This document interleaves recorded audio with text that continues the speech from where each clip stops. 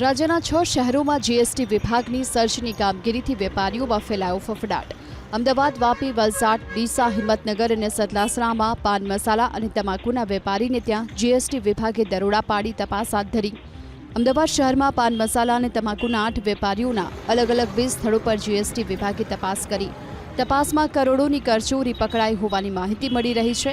તો હિંમતનગરની જૂની જિલ્લા પંચાયત વિસ્તારમાં આવેલ શિવશક્તિ નામની પેઢીમાં જીએસટી વિભાગે તપાસ હાથ ધરી।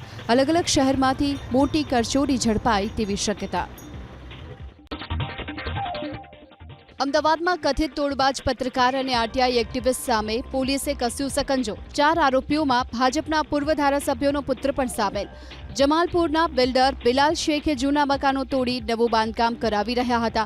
આ દરમિયાન આરટીઆઈ એક્ટિવિસ્ટ અને કથિત પત્રકારો કોર્પોરેશનમાં અરજી કરી બાંધકામ તોડી પડાવવાની ધમકી આપતા આરોપીઓએ બિલ્ડર પાસે 23 લાખની માંગ પણ કરી હતી। અંતે બિલ્ડરે આરટીઆઈ એક્ટિવિસ્ટ જ્વલિત ખત્રી, અલ્પેશ દેસાઈ અને ભરત મહેતા સહિતના આરોપી સામે ગુનો નોંધાવ્યો, જેને લઈ પોલીસે આરોપીઓની ધરપકડ કરી। આરટીઆઈ એક્ટિવિસ્ટ જ્વલિત ખત્રી ભાજપના પૂર્વ ધારાસભ્ય ભૂપેન્દ્ર ખત્રીનો પુત્ર છે।